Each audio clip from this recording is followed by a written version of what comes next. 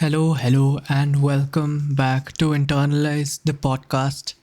And I know it's been a while, but I don't know, exam season, and also I was just focusing on getting the grades, so to speak.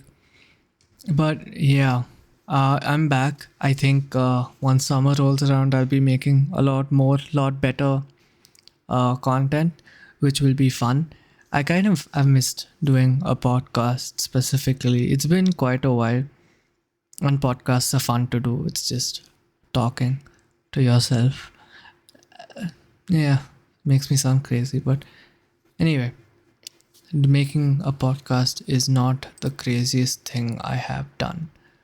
So I guess today I want to talk about like how to choose a product for yourself, how to choose a tech product to buy. It's somewhat of an interesting topic because a lot of people just go and buy what they want. I mean, that sounds kind of counterintuitive. They just buy what everyone else buys. They don't really buy what will be the best for them. Or to some extent, people buy something because a certain brand has made it, even if the product itself is not very good. Well, yeah. So I hope, like, I'm gonna give you a framework, give all of you guys a framework. I don't know how many steps it is. It is a 5 step framework. That's nice. Clean, round 5 steps to get your to figure out what product is the best product for you. So yeah, let's get going. So um, anyway, so yeah, minimizing buyer's remorse is important and stuff. That's what my script says. I do not remember saying it, so I said it. Cool. Okay, so step one is deciding on a budget. Obviously, the most important thing that will dictate what you buy is how much you can spend. If you can spend $1,000, you won't buy something that costs 3,000. So anything beyond like 1,200, like tops, just gets thrown out. Actually, more practically, if your budget is around 1,000, your real budget, your real limit is probably around 1,000, like 1,100. 1,200 is a little bit extra already, but yeah, so deciding on a budget is extremely crucial into like to figure out what you want to buy, what you to figuring out not even what you want to buy, more than that, to figure out what you're even looking at buying. And as I said, you just can't buy something that goes beyond your budget because of all the variables that define what you're going to buy, a budget, as in how much you can spend on the product, is the one that is least likely to change when you're buying the product. It's not like suddenly one day you decide that your budget is going to increase from $300 to $1,300. That kind of stuff just doesn't happen. So deciding on a budget just narrows the playing field down a whole lot, especially in the phone market where there are like thousands and thousands and thousands of phones. Without a budget, it'll just be pretty much impossible to figure out what you want to buy. But like, okay, let's say what if you don't know what kind of budget you want to look at? What is the most optimum budget if you like if you're not like if you're financially stable and stuff? I think there are two uh like fairly sweet spot budgets is what I like to call them. That's where you get the maximum value out of your money. I'd like to say for phones at least there are two sweet spots, and that's around like $350 and $700. First of all, there are a ton of options at these two ranges. It's not like as one thing, as one advantage. It's not like there are only two or three options, which is pretty much the case in the top like super flagship level and at like less than $100. There are really quite a lot of phones at around this uh, at this range.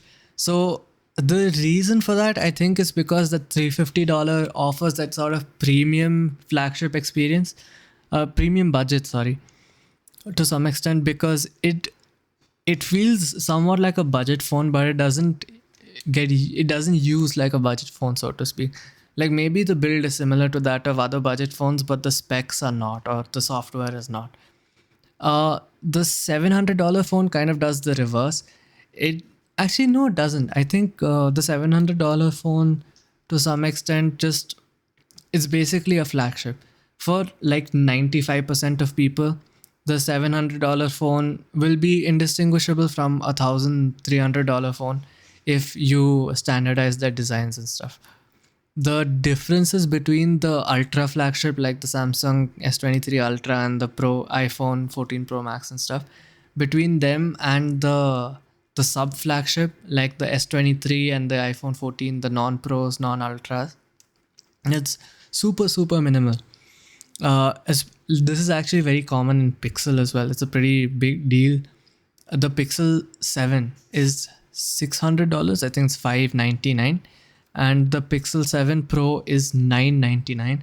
And the difference is basically like your refresh rate phone refresh rate increases from 90 to 120, and you get an extra telephoto and you get like a slightly brighter display and it's a curved screen stuff. So you get like 95% of the flagship experience for like a lot less than ultra flagship money. So I think that those two are the pretty, what do you say, perfect, uh, the most optimum value for money budgets. For laptops, I think it's easy. It's pretty difficult to say, but I want to say it's around $1,000, where your performance is enough for most people, your build is good enough for most people, and your battery life is good enough for most people, which is basically what matters to everyone, right? So yeah, at around $1,000, that's the sweet spot for laptops, I'd like to say. So yeah, if you can't figure out your budget, it may help to just stick to this, and just gets a lot easier to deal with. So yeah, that's pretty fun. Now, the second step 2, is to figure out what your priorities are. So you're not just going to buy a piece of tech for the sake of it. You're not going to buy it because everyone else is buying it. You should buy it to get some value out of it. To some extent, it's kind of difficult to say, especially in the case of phones, because they don't really offer direct value, unlike computers. But for phones, it's difficult to figure out what your priorities are. So if you can't figure out what your priorities are, I want to offer. It's pretty easy. It's the one thing you should ask yourself is, how am I going to use this piece of tech? Once you figure out the answer to that, it's very easy to figure out your priorities. So for example, if you use your phone outside a lot, if you go on hikes and stuff, you do a lot of like afternoon running stuff, then you will probably benefit a lot more than with good battery and a really bright display than someone who sits in an office, for example. Or if you sit in an office, you may benefit more from something like fast charging than someone who works outside, for example. Um, Someone who has a wireless charger in their car may benefit more from wireless charging on their phone than someone who does not.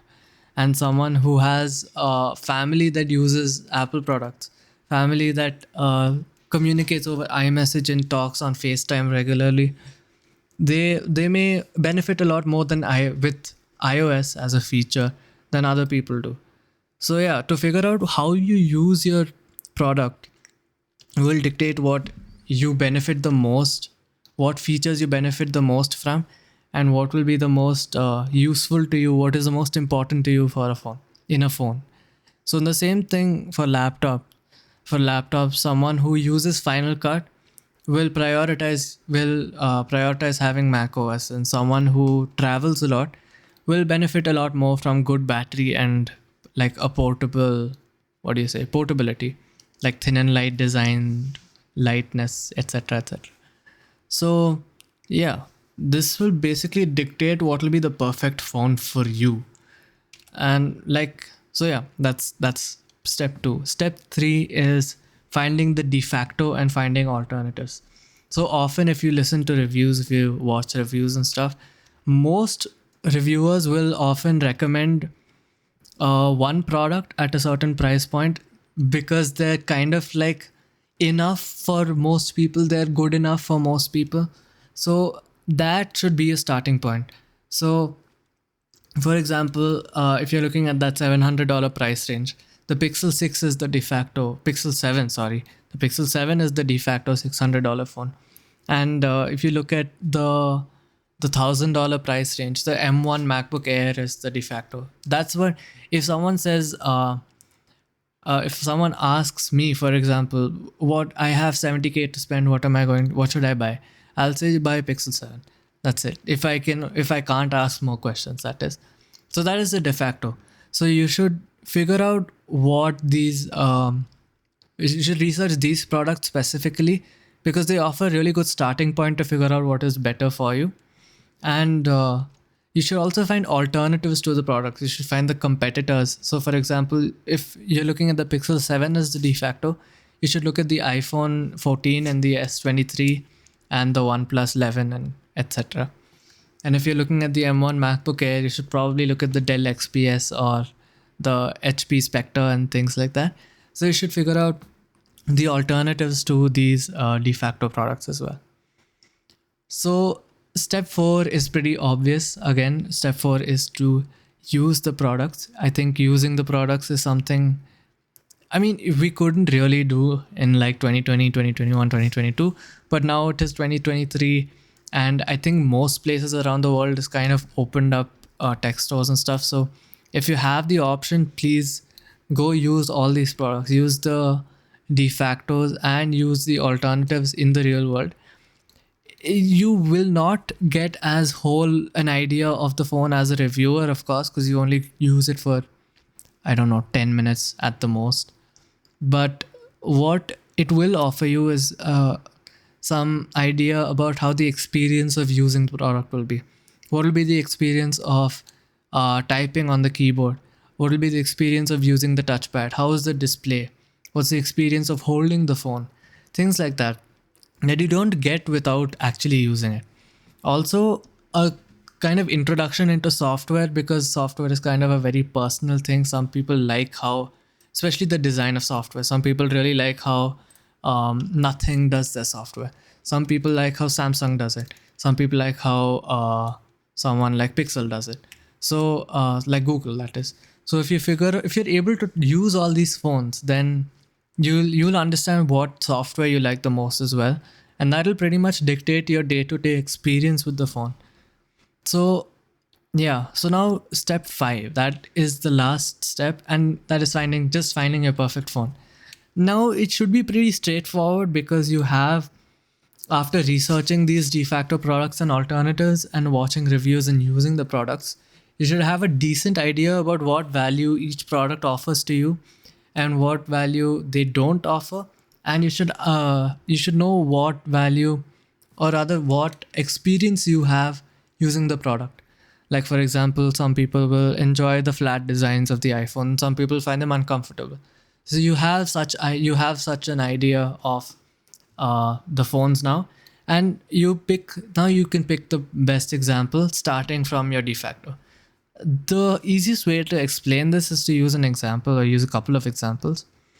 So let's take an example that I want to buy a $700 phone, and my priorities are video quality and software updates because I want to keep this phone for 5 years, and I want I don't know, I work as a videographer for a living or something.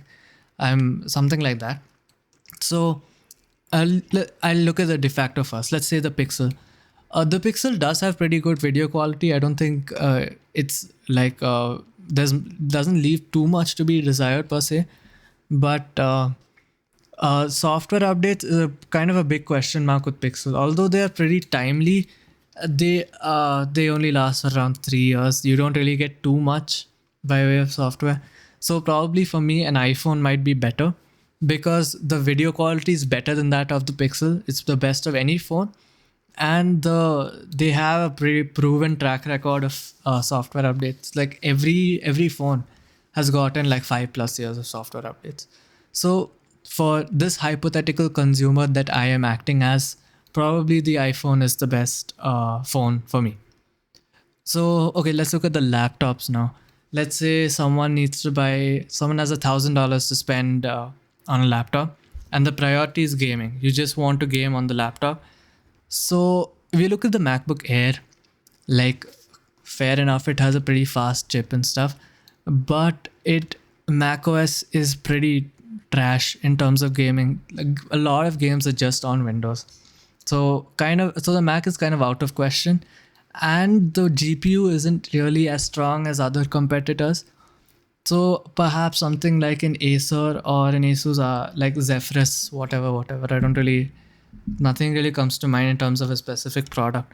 Maybe that would be a better product for this consumer, because they often come with these gaming laptops come with higher refresh rate displays and dedicated GPU.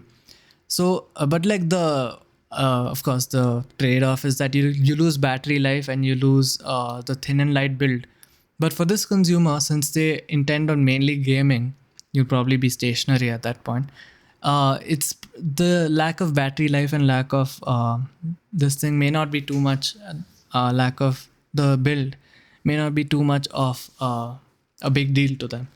So yeah, so that's how you figure out what product is the best for you. And I think that is going to be all for this week. Thank you for listening. And sorry, it has been like 3 months since I've made a podcast, but I am back again. This kind of stuff keeps happening to me, but yeah, this is nice. This is fun. And thank you for listening. And see you. See you. Oh, also, YouTube has podcasts now. Like, YouTube has a playlist, like a feature where you can just create your playlist as a podcast, and now your podcast shows up as a podcast on YouTube Music, which is very cool. So yeah, make sure to check out the podcast on YouTube, youtube.com/@Mukund Shyam. That is all for today. Oh, also, I have an Instagram. It's kinda amateur. See you.